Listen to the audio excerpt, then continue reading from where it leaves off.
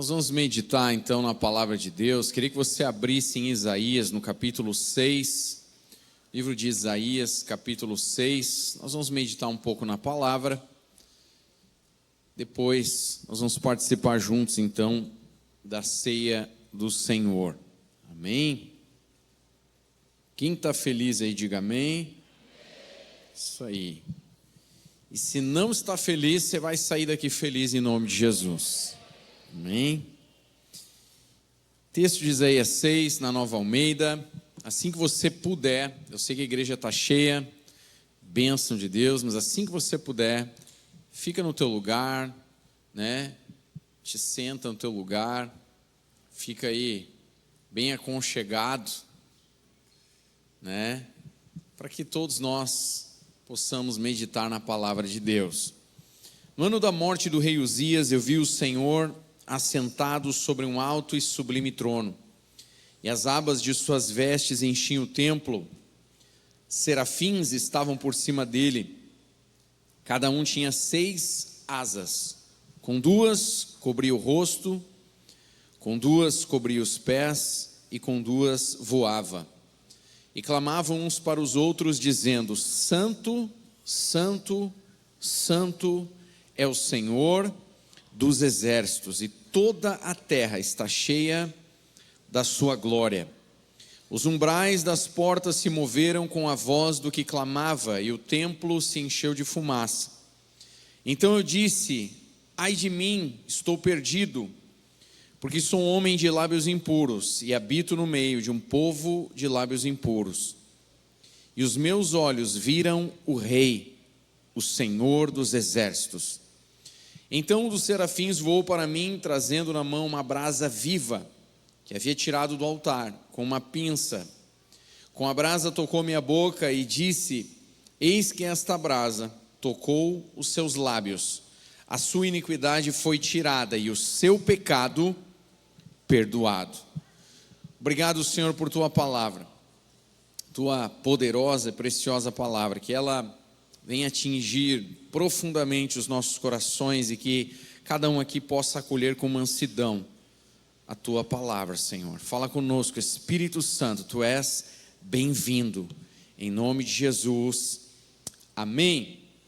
Amém, meus irmãos? Em oração, eu entendi que esse mês nós deveríamos, em algumas reuniões, nos dedicarmos a estudar, a conhecer um pouco mais os atributos de Deus. É interessante que quando Isaías tem esta visão, ele está diante de quem Deus é. Ali está emanando o próprio ser de Deus. E ele está tentando descrever em palavras aquilo que ele está vendo. E é interessante isso. Quem Deus é. E uma das coisas, um dos motivos, melhor dizendo, do porquê devemos conhecer os atributos de Deus, é porque quando o conhecemos, sabemos quem Ele é, isso muda completamente a maneira como nós conduzimos a nossa vida. Esse é um dos pontos para mim como pastor, eu não quero pregar algo que seja apenas um estudo teológico bacana, bonito, bem construído, mas no final da noite você vai para casa e diz: eu não faço ideia do que fazer com esse negócio. Falar dos atributos divinos parece algo, lá vem aquele tipo de estudo agora, nós vamos estudar os atributos de Deus, o que eu vou fazer com esse negócio? E esta é uma das minhas preocupações. Não, eu quero que conhecer a Deus e os seus atributos venham a transformar a nossa segunda-feira. Tem que ser prático, tem que ser algo que funcione no dia a dia. Eu não quero perder tempo com estudos acadêmicos, eu deixo isso para os acadêmicos. Não é para escrever um paper, um artigo acadêmico. Não, nós queremos conhecer a Deus, porque conhecer a Deus muda quem nós somos e como vivemos para Ele. Então, de cara, eu quero te dizer isso: por que estudar os atributos de Deus? Nós não queremos aqui acumular informação religiosa. Quando eu falei, por exemplo, sobre orfandade espiritual, me tocou muito como os crentes precisam conhecer a Deus como Pai. Não apenas um Deus no céu. Alguns acham que Deus ele tem aquela vara na mão, que Ele é velho, que Ele é um tiozinho, já um senhor de cabelos brancos, né, no sentido grisalhos. Primeiro, atributo de Deus: Deus não envelhece, Ele é. Ele não foi nem será apenas, Ele é. Aliás, isso está ligado ao seu nome. Ele diz: eu sou o que sou. Ele não tem início de dias nem final de existência. Deus é. Dorme com esse barulho, eu digo. Deus é. Entra na tua cabeça isso? Não, na minha também não. Por isso que Ele é Deus. Porque se Ele entrasse na nossa cabeça, se a gente conseguisse explicar tudo o que Ele é, Ele não seria Deus. Ele é. E saber estas coisas transforma a nossa vida. Nós não podemos apenas ouvir falar de um Deus que fez isso, que fez aquilo e que fez aquilo outro. Nós ouvimos histórias incríveis porque nós servimos a um Deus incrível. O nosso Deus abriu o Mar Vermelho. O nosso Deus endureceu o coração do faraó para mostrar-se grande e para que o faraó soubesse que existe um Deus, um rei acima dos reis. Nós temos um Deus poderoso que derrubou as muralhas de Jericó. Deus que fez e que faz maravilhas. Mas nós não podemos apenas ouvir falar de suas obras, nós precisamos conhecê-lo como Ele é. Isso é interessante. Em um dos encontros de Deus com Moisés, Ele disse: eu me revelei a Abraão, a Isaac e a Jacó como El Shaddai, ou seja, o Deus que tudo pode, o Deus todo-poderoso. Mas Ele disse: mas eu não pude revelar o meu nome a eles. Eu acho interessante isso, porque Deus, em outras palavras, está dizendo: eu pude mostrar muita coisa para eles, muita coisa que eu posso fazer, mas eu não pude revelar a minha intimidade como eu gostaria. Eu fui até um ponto, até uma parte do caminho, mas eu não consegui ir além. Me parece que Deus estava dizendo isso: eu quero me revelar além, em intimidade. E aí com Moisés Ele diz: já com Moisés eu falo como um amigo fala ao seu amigo, face a face. Você vê o carinho, o coração de Deus querendo falar conosco, com o homem, com o ser humano, como um amigo fala ao seu amigo. Então, por que estudar os atributos de Deus? Porque conhecer a Deus é ser transformado por aquilo que vemos nele. Amém ou não? O Salmo 115, versículo 8 diz, falando sobre aqueles que fazem ídolos: tornem-se semelhantes a eles os que os fazem e todos os que nele confiam. Porque aquilo que adoramos molda aquilo que nos tornamos. Se nós utilizarmos a lógica inversa, fazem ídolos e adoram os ídolos, se tornam como eles. Por quê? Porque o ídolo é cego. Um ídolo não cheira, um ídolo tem boca e não fala, um ídolo não escuta. É um poste, né? A gente não fala no futebol, aquele lá é um poste, né? Deixa que a natureza marca. Aliás, no Passadia dos Homens, a natureza estava marcando mesmo, que tinha uma árvore atrapalhando, né? A árvore literalmente, né, marcou um jogador lá. É um poste. E o texto está dizendo: aqueles que fazem e confiam em ídolos se tornam como eles, cegos, surdos. Mas se nós utilizarmos a lógica inversa, significa que se nós adoramos a um Deus vivo, poderoso e santo, nós nos tornamos como Ele. Os atributos de Deus, óbvio, guardadas as suas devidas proporções, aquilo que Deus compartilha conosco, nós podemos receber dele e nos tornarmos mais parecidos com ele. Aliás, em Romanos, o apóstolo Paulo diz isso, que a vontade de Deus é nos tornar mais parecidos com o seu Filho Jesus. Amém ou não? Então, contemplando a Deus, isso nos torna mais reverentes, faz a nossa fé crescer, a nossa obediência, o nosso amor por Deus. Amém? Não só isso, como você conhece uma pessoa de maneira íntima, né? Você não conhece apenas o físico, o externo, o estético.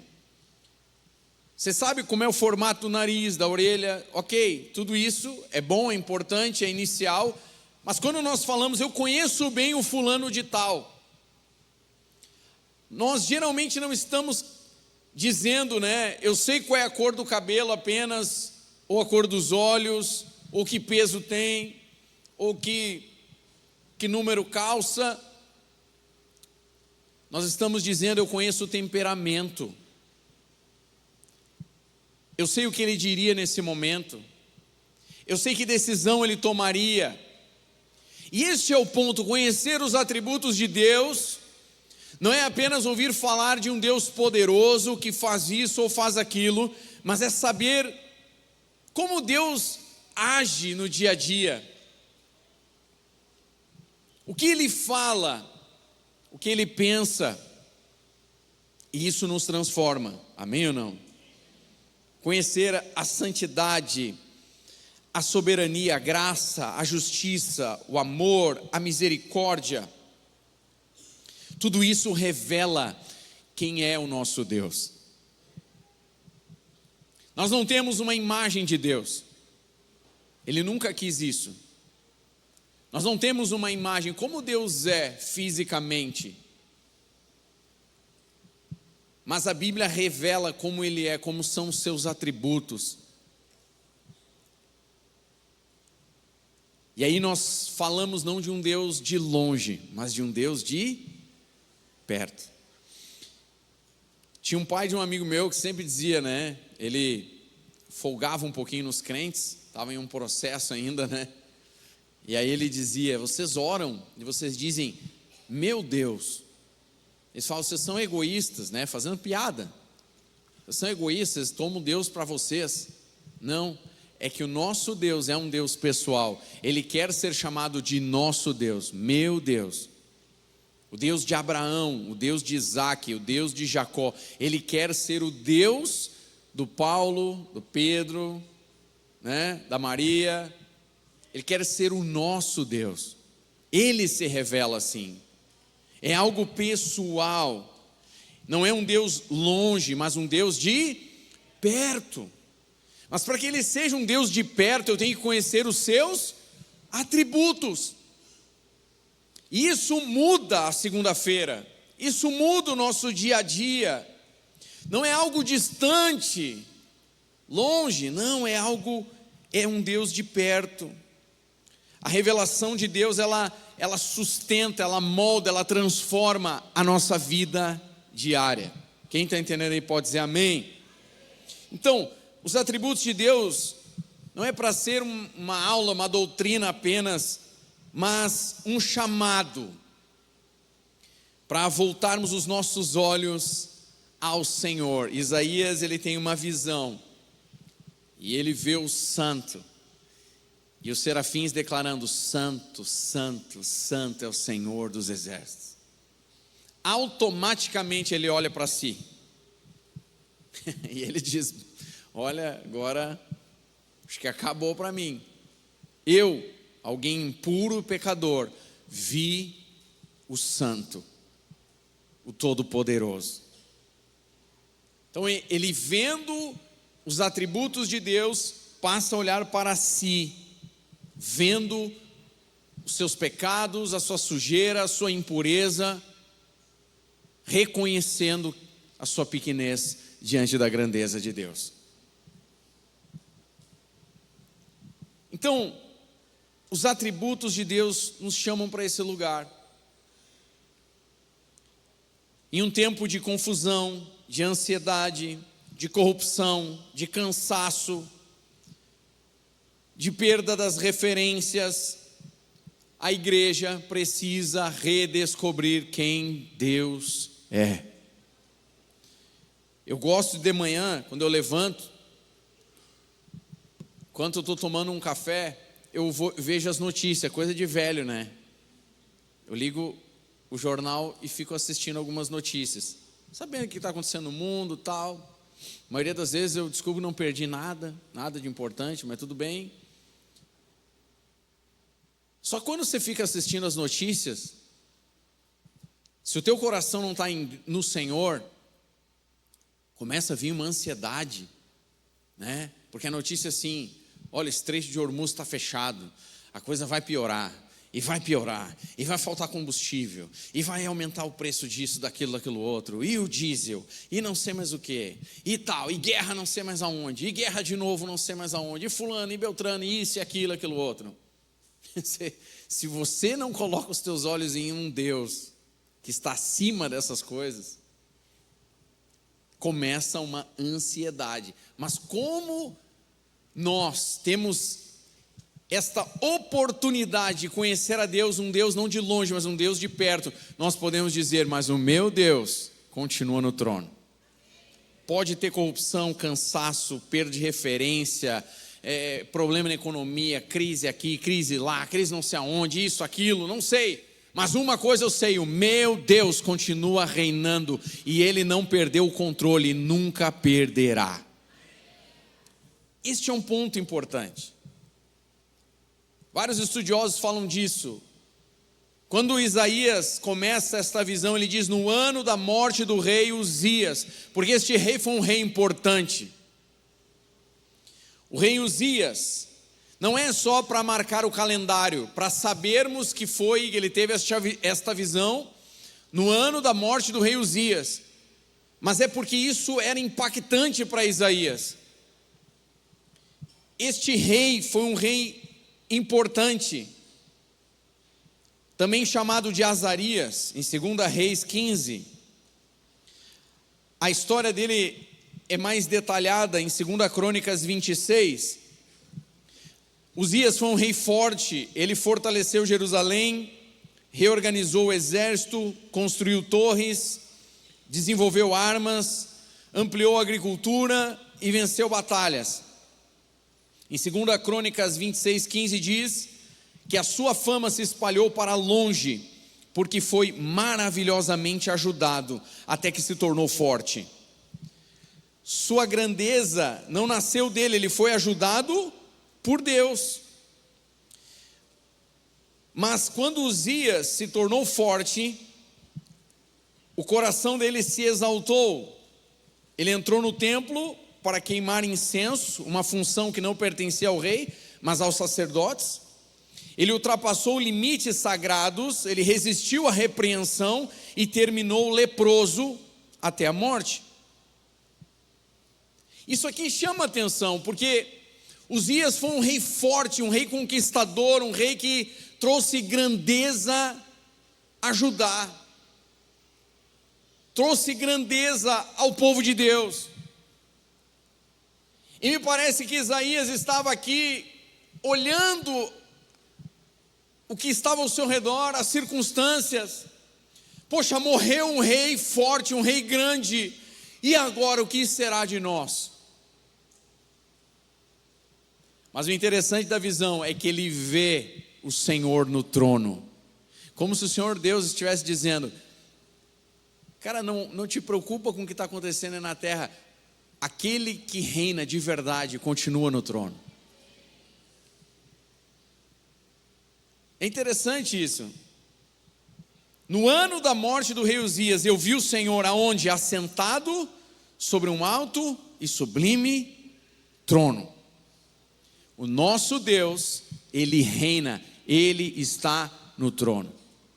O Brasil pode estar vivendo suas crises políticas, morais, econômicas, o mundo. Nunca te esqueça o teu Deus, o meu Deus, Ele reina, Ele é o Rei dos reis. Os reis se prostram diante do nosso Deus. Os príncipes dos povos, né? Eu acho interessante, eu tenho citado aqui, o presidente de El Salvador, ele é um homem que diz temer a Deus. No primeiro dia do mandato ele disse: eu orei e eu pedi a Deus sabedoria, porque o único jeito de conduzir uma nação é com a sabedoria de Deus. E tem coisas interessantes acontecendo lá. Agora me parece que o presidente do Paraguai disse a mesma coisa, ou do Peru, não lembro. Quando assumiu, ele disse, um desses presidentes disse: a partir de hoje, o Senhor é o Senhor desta nação. Ou seja, os príncipes dos povos, aqueles que estão à frente de nações, muitos estão se prostrando diante daquele que é o único Senhor, o Senhor dos senhores e o Rei dos reis. E um dia será completo, todo o joelho se dobrará e toda a língua confessará, amém? Então é interessante isso, saber que independente do que as circunstâncias declaram, o nosso Deus continua reinando, amém? O povo perdia um rei forte, mas a verdade é que o Senhor continuava reinando. E esse é um ponto importante dos atributos divinos. Quando as referências humanas falham, quando as referências humanas são infiéis, quando as referências humanas caem, nós precisamos lembrar os atributos do nosso Deus. Ele continua o mesmo, Ele é o mesmo ontem, hoje e será eternamente, para sempre. Isso aqui me chama a atenção, este cenário que estava ao redor de Isaías. Porque quando a política ela é confusa, a justiça parece corrompida, quando a nação parece doente, o povo de Deus, ele tem que voltar os seus olhos ao Senhor e perguntar: Senhor, o que estás revelando sobre ti? O que queres de nós? É interessante, este momento de crise pode ser uma oportunidade de um despertamento. Essa semana eu conversava com o pessoal de uma empresa que fornece água aqui na cidade, resolvendo uma situação. E aí eu pensei, né, como é injusto esse negócio que eles estão me cobrando aqui. Aí a moça lá falou: não, mas está na lei, está aqui a lei, essa aqui, essa aqui, essa aqui. Eu disse: tudo bem, está na lei. Aí eu me perguntei, né, mas quem é que aprova uma lei dessa, que é ruim para o povo? Essas coisas causam uma indignação interior na gente, porque você vê injustiça, você vê muitas vezes a imoralidade, você vê conchavos, você vê autoridades de um país que deveriam dar exemplo, fazem tudo ao contrário. Isso gera uma certa indignação. Por outro lado, nós devemos clamar a um Deus poderoso, fiel, para sempre fiel e verdadeiro. Esta pode ser uma oportunidade de o Brasil redescobrir um Deus poderoso. E é interessante porque nos capítulos anteriores de Isaías mostra esse cenário. No capítulo 1, no versículo 10, se você puder abrir,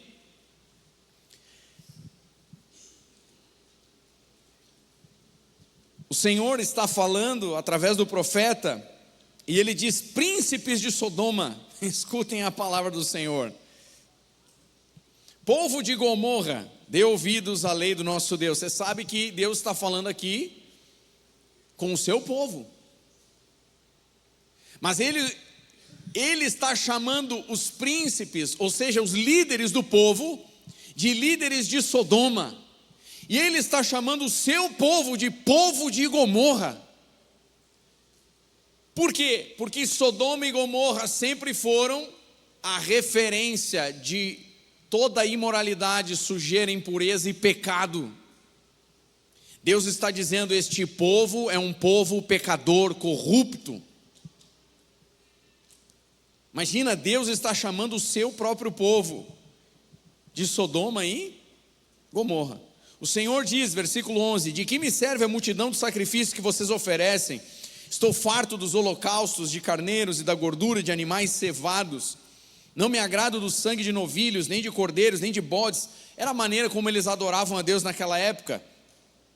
Quando comparecem diante de mim, quem requereu de vocês esse pisotear nos meus átrios? É interessante, Deus está aqui indignado com o seu povo, por causa da corrupção, por causa da dureza de coração, por causa de uma religiosidade vazia. Tinha uma aparência estética, mas no interior o coração estava em outro lugar. Depois no versículo 21 diz assim: como se fez prostituta a cidade fiel, ela que estava cheia de justiça, nela habitava retidão, mas agora só restam assassinos. Jerusalém, a sua prata se tornou escória, o seu licor se misturou com água. Os seus príncipes são rebeldes e companheiros de ladrões. Cada um deles ama um suborno e corre atrás de recompensas. Eles não defendem o direito do órfão e a causa das viúvas não chega diante deles. Eu não sei você, mas eu leio esse texto, parece que eu estou vendo o Brasil hoje. Quando eu leio esse texto, parece que eu estou olhando para o Brasil nos dias de hoje. Uma liderança que não pensa naqueles que mais precisam, mas estão buscando suborno, recompensas, enriquecimento. Muitos companheiros de ladrões. A gente está vendo casos importantes do Brasil acontecendo. Muitos líderes da nação, companheiros de ladrões. Pessoas que estavam roubando aposentados, por exemplo. E você olha para isso, Deus estava chamando a atenção, claro, do seu povo, mas isso faz com que eu pense ainda mais nos atributos de Deus. Como eu disse, às vezes você olha o jornal, se você fica olhando para isso, a ansiedade toma o teu coração. Está na hora de nós tirarmos os olhos daqui, colocarmos os olhos nos atributos do nosso Deus. É um tempo de despertamento para o povo de Deus. Quem crê, diga amém. No texto que lemos de Isaías 6, os serafins proclamam: Santo, Santo, Santo é o Senhor dos exércitos, toda a terra está cheia da sua glória. Na linguagem bíblica, repetir é intensificar. Deus não é apenas santo, Ele é santíssimo. Ele é separado de toda impureza, Ele é distinto de toda criatura, perfeito em sua natureza, glorioso em tudo que faz. A santidade não é um detalhe em Deus, ela atravessa tudo o que Deus é. Santidade na Bíblia é ser separado para Deus. Santidade não é apenas você ser aquele tipo de santinho do pau oco, né? Que na aparência externa, nossa, é tudo bonitinho e tal. Não, santidade é alguém que entendeu: eu sou o povo de Deus, eu pertenço a Deus. Eu sou separado para Deus. Então, falar de santidade não é falar de uma lista de proibições, mas é trazer a nossa lembrança, a nossa identidade. Nós somos o povo de Deus. Amém ou não? Nós somos um povo separado para Deus, povo de propriedade exclusiva de Deus. O que significa exclusivo? Que só pode ser utilizado por aquele que tem direito. Amém ou não? Esta vaga é uma vaga exclusiva para este grupo. Só aquele grupo pode utilizar aquela vaga. Se nós somos o povo exclusivo de Deus, nós só podemos ser utilizados por Deus. Um povo santo. Amém ou não? Agora em 1 Pedro, capítulo 1, verso 15. Leia comigo. Diz: pelo contrário, assim como é santo aquele que os chamou, Sejam santos vocês também em tudo o que fizerem. Diga comigo, em tudo o que fizermos. Tudo é? Tudo é? Tudo. O que significa tudo? Tudo. Falei para quem está do teu lado, tudo é tudo. Porque está escrito, sejam santos, porque eu sou santo. Aqui este atributo de Deus, a sua santidade. É interessante, Isaías, diante daquele quadro todo, ele tem a visão do Senhor no trono, o Senhor reinando, poderoso, acima de todas as coisas, e os serafins declarando: santo, santo, santo é o Senhor dos exércitos. Aí ele diz: ai de mim. E aí Deus, através do serafim, traz uma brasa do altar, e ele é purificado do seu pecado, ele é lavado do seu pecado. É como se aquele atributo de Deus, a sua santidade, porque foi retirada do altar, então vem agora e transpassa Isaías. Ele é tomado por este atributo de Deus, santidade. E esse texto de Pedro nos mostra que conhecer este atributo de Deus, a sua santidade, Deus é santo. Isso não pode ser um conhecimento religioso, meu irmão, minha irmã. Isso precisa mudar a nossa segunda-feira. Em tudo o que fazemos, nós precisamos ser santos para Deus. Eu sei que parece que a gente é chato. Ah, pastor, vocês são chato, né? Tudo vocês veem capeta, demônio, não sei o que, coisa do diabo. Oh, tô vendo o meu filme lá, tá legal, daqui a pouco parece que vem a voz do pastor Paulo na minha cabeça. Eu tenho que parar de ver o filme, que bom, é isso aí. Porque o filme tinha alguma coisinha ali que não estava bom. Porque em tudo, eu não consigo entender isso. Eu não consigo entender. Algumas pessoas têm aquela dúvida: pastor, eu posso escutar música secular? A minha pergunta é: para que tu quer escutar música secular? Não é questão se é pecado ou não. É questão que agora, toda vez que eu vou aproveitar um tempo escutando música, eu quero aproveitar para adorar um Deus que é santo. Para que eu vou perder meu tempo, né? Se eu posso aproveitar o meu tempo.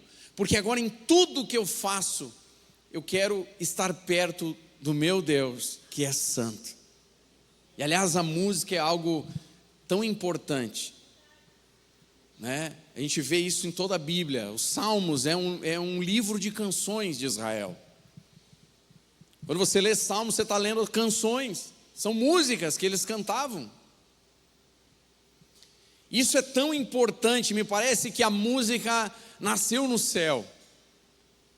Parece que o Senhor é um ser da arte, das coisas belas, da beleza, né?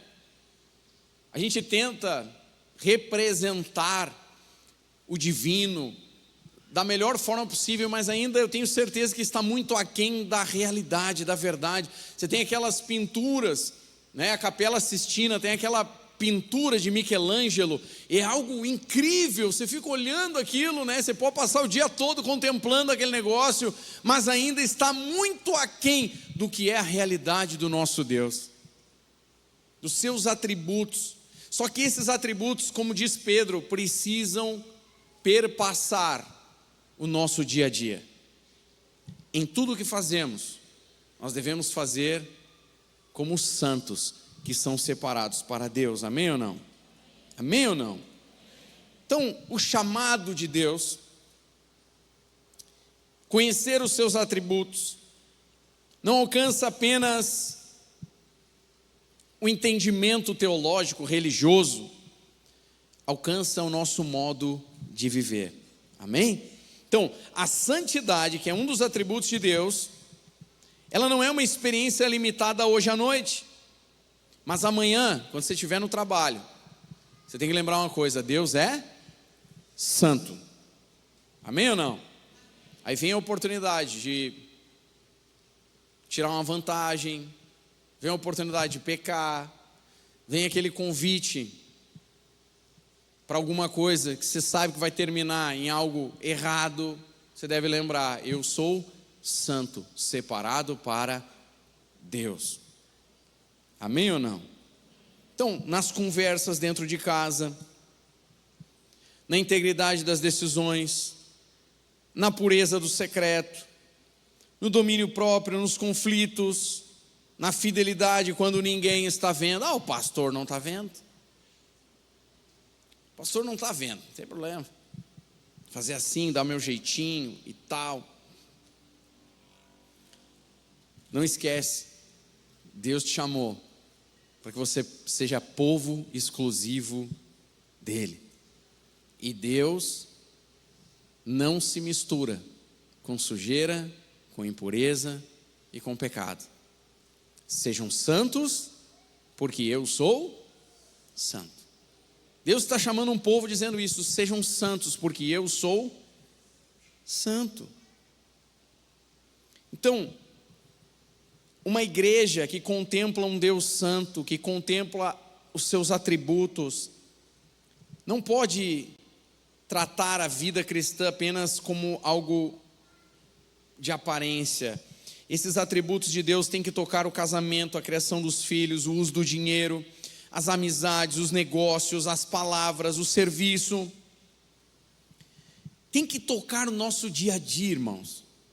Por isso que eu disse, estudar os atributos de Deus não é apenas nós aqui falarmos de conhecimento religioso, é algo que tem que tocar a nossa segunda-feira. Amém ou não? Quem está entendendo aí pode dizer amém? Sabe, eu creio que Deus está nos chamando no meio de circunstâncias, né? Como Isaías viu ali o povo de Deus naquela época, o direito era retirado, as pessoas buscavam suborno, o pecado. Às vezes tratamos até dentro da igreja algumas coisas como normais, o pecado de maneira normal. Não, o nosso Deus é um Deus santo, e Ele diz: sejam santos, porque eu sou santo. Pastor, mas e o irmão da direita, o irmão da esquerda? Quanto a este, o que te importa? Tu vem e segue-me, foi o que Jesus disse para Pedro. Não fica olhando para o irmão, se o irmão está fazendo, se ele não está fazendo. Olha para a tua vida, pensa onde tu quer chegar, pensa se você realmente quer conhecer a Deus. Amém? Então, o Senhor nos chama para confessarmos pecados, para restaurarmos relacionamentos, sabe, para parar de justificar, de dar aquelas desculpas, tipo Adão, né? Foi a mulher que o Senhor me deu, né? Que nem foi dito aqui, ou seja, a culpa é de quem? É de Deus. Foi tu que me deu essa mulher, então no final das contas a culpa é tua. Era só o que faltava, né, Adão? A mulher que tu me deste, não vai dizer isso aí para o Senhor, né? Quando a tua mulher fizer alguma coisa em casa: Senhor, foi a mulher que tu me deste. Não, foi tu que escolheu, rapaz, né? Sabe, a santidade de Deus, os seus atributos, nos leva a uma transformação na vida diária. Amém? E aí eu encerro dizendo, né? Isaías reconhece a sua impureza. Isaías olha para dentro do seu coração, diante dos atributos de Deus. Se você nunca pensou isso, deveria pensar: como pode um Deus santo, poderoso, escolher alguém como eu? Hoje de manhã foi falado sobre isso, né? Um Deus que nos escolheu.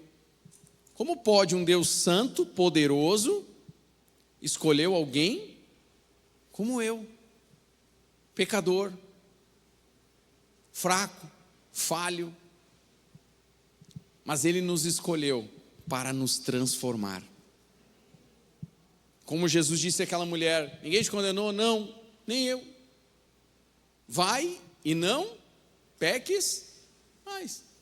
Muda de vida, seja transformada pela revelação de um Deus santo. Ela estava prostrada diante de Jesus, Ela teve uma revelação do amor, da misericórdia e do carinho de Deus. Isso transformou o coração daquela mulher.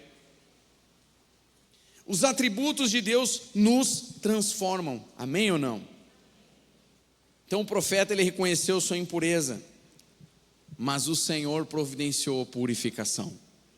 Tira do altar a brasa viva, toca nos lábios de Isaías, e a culpa dele foi removida. Deixa eu te falar uma coisa. Um dia, há 2000 anos atrás, o Senhor Deus pegou uma brasa viva do seu altar, chamada Jesus Cristo, e enviou à terra, e Ele nos purificou de toda a iniquidade. E quando Ele morre naquela cruz, e Ele derrama o seu sangue, Ele estava ali nos lavando e nos comprando para Deus. Hoje nós vamos lembrar disso. O sangue da nova aliança para a remissão dos pecados. Então, você pode ir a Deus e dizer: Deus, a minha vida, quando eu olho para os teus atributos, para a tua santidade, o que eu percebo? A minha vida está errada. Eu tenho coisas que eu tenho que resolver no dia a dia. Às vezes são coisas pequenas, às vezes são coisas maiores. Mas saiba, Deus já pegou uma brasa do altar chamada Jesus Cristo. Vá a Jesus. Diga: Senhor, me lava no teu sangue, me purifica, porque Deus está levantando uma geração de homens e mulheres que são santos como Ele é santo. E santo é ser separado, é ser perfeitinho, nunca mais cometer nenhum erro? Não, às vezes a gente comete erros, mas aquele que é santo reconhece seus erros, como Isaías. Ele não é arrogante, ele não é soberbo, ele não é autossuficiente, como o rei Uzias foi. Chegou um ponto que ele esqueceu que ele foi ajudado por Deus, e aí ele quis queimar incenso num lugar que não era dele, se tornou autossuficiente. Eu posso fazer o que eu quiser. Quando o Senhor revela os seus atributos, nós olhamos para quem nós somos e fazemos dele a nossa força, e sabemos que nele há purificação, sabemos que nele nós podemos ser lavados. E o desejo de Deus é que continuemos sempre não dependendo de nós mesmos, mas de um Deus poderoso e santo. É interessante isso. Jesus disse que foi nos preparar lugar, para que onde Ele estiver, todos nós estejamos com Ele. É nesse lugar que Isaías viu que nós estaremos um dia diante do trono de Deus, declarando: santo, santo.